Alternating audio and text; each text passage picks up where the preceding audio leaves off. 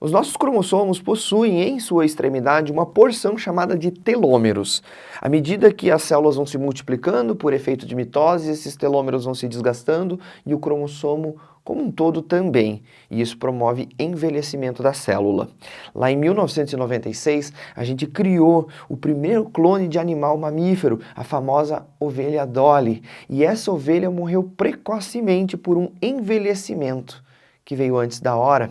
Ovelhas vivem algo em torno de 11 a 12 anos e Dolly faleceu, infelizmente, com 6 anos e 7 meses. Isso mostra que, ao resgatar células a serem clonadas de um indivíduo já velho, nós estamos criando um clone envelhecido. Eu me chamo Guilherme, eu sou professor de biologia e te convido. Vem comigo!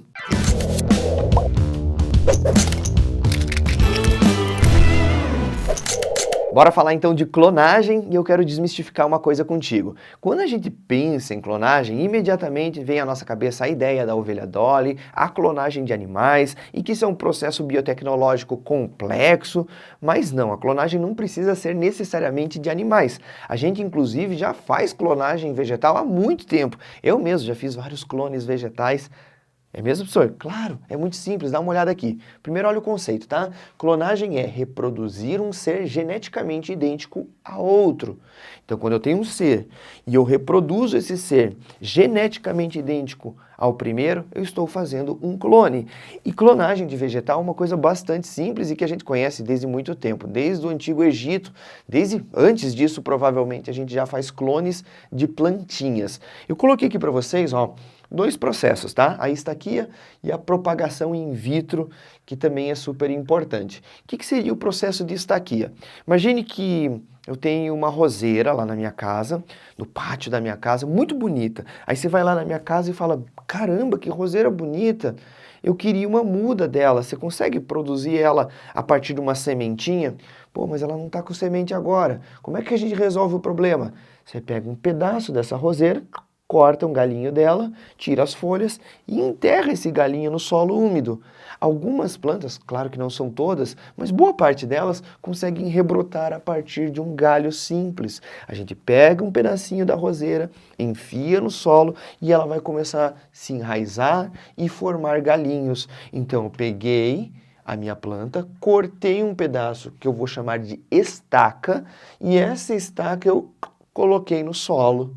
Beleza, dentro de algum tempo ela começa a criar raízes, começa a criar folhas e essa planta vai ser geneticamente idêntica à nossa matriz, portanto ela é um clone.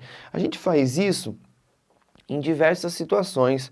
Por exemplo, existe muita produção de eucalipto clonal, florestas clonais de eucalipto. Eles são bem interessantes, essas florestas são bem interessantes, porque como as plantas serão clones, elas serão exatamente iguais geneticamente, elas vão ter um padrão de crescimento muito igual também. Às vezes pode dar uma variação em função das condições do solo, que não é tão igual num lugar quanto no outro, em questão de luminosidade, mas em geral essas plantas crescem muito uniformemente iguais, porque elas são a mesma planta, elas são clones umas das outras. Às vezes a gente não consegue fazer uma estaquia direta, mas a gente pode pegar essa estaca, colocar nela algum tipo de hormônio que induza o enraizamento, coloca ela no solo e ela vai formar uma nova plantinha. Estaquia, super famosa, maneira de fazer clonagem de vegetais. Outra forma é a propagação in vitro, que parece ser super complexa, mas não é.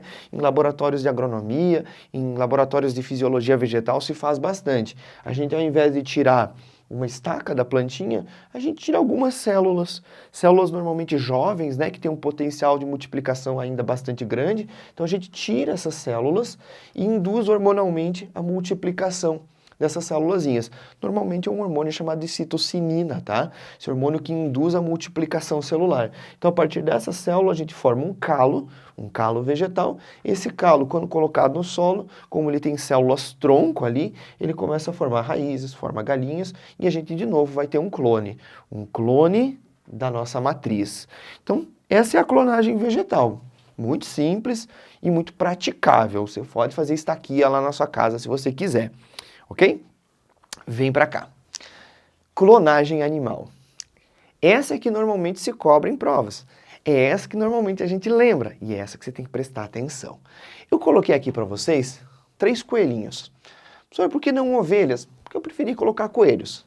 Então você tem um coelhinho, que eu chamei de doadora, é uma coelha do óvulo, coloquei olhinhos azuis para ela. A doadora de uma célula somática, olhinhos vermelhos, notem que são duas fêmeas, e uma barriga de aluguel com olhinhos laranjados, também é uma fêmea. Por que você colocou 3 fêmeas, prof? Poderia ter machos ali? Poderia, mas não para doar um óvulo e não para ser barriga de aluguel. A gente pode ter um macho aqui, mas eu coloquei 3 fêmeas para vocês entenderem o processo. O que a gente tem que fazer para criar um clone animal? Como que é o procedimento? Então, primeira coisa, você vai escolher quem que você quer clonar. Desse indivíduo que você quer clonar, você vai tirar uma célula somática. E o que é uma célula somática? É qualquer célula do nosso corpo viva que não seja da linhagem gamética. Ela não gera gametas, ela não dá origem a espermatozoides, não dá origem a óvulos, é uma célula do nosso corpo. Soma, inclusive, é corpo. Então você vai pegar uma célula somática desse ser que você quer clonar, beleza? Tirei aqui, ó, célula somática 2N. Depois que você faz isso, você tira um óvulo de uma outra fêmea. Ou você pode tirar, inclusive, da mesma fêmea, caso ela seja fêmea. Beleza? Um óvulo. Aqui, na verdade, seria um ovócito, tá? Estou falando óvulo para ficar mais simples a nossa organização aqui mental do processo. Então, tirei um óvulo de um ser, tirei uma célula somática de outro ser. Poderia tirar o óvulo do mesmo? Se for uma fêmea, você poderia também. Nessas duas células, você vai fazer um processo que a gente chama de anucleação. Eu tenho que saber desse nome? Não, mas é simples, é tirar o núcleo. Então você está tirando o núcleo do óvulo e você está tirando o núcleo da célula somática. O que eu faço com o núcleo do óvulo? Joga fora, você não vai precisar dele. O que eu faço com o núcleo da célula somática? Você faz a inserção, você implanta ele dentro do óvulo. Então você pega um núcleo que é 2N e coloca ele dentro de um óvulo que era para ser N. Agora, pensa um pouquinho aqui comigo. Qual que é a grande função de um óvulo? Para que serve um óvulo? Um óvulo, professor, serve para ser fecundado. Beleza. Essa fecundação nada mais é do que a união do núcleo do espermatozoide com o núcleo do óvulo. Então você tem uma célula N aqui e uma outra célula N aqui. Essas células se fecundam, o espermatozoide transfere o núcleo dele, que a gente vai chamar de pronúcleo, e esses dois núcleozinhos se juntam, formando um núcleo 2N. N daqui, juntou 2N. E essa célula, que é um óvulo fecundado, a gente vai chamar de zigoto.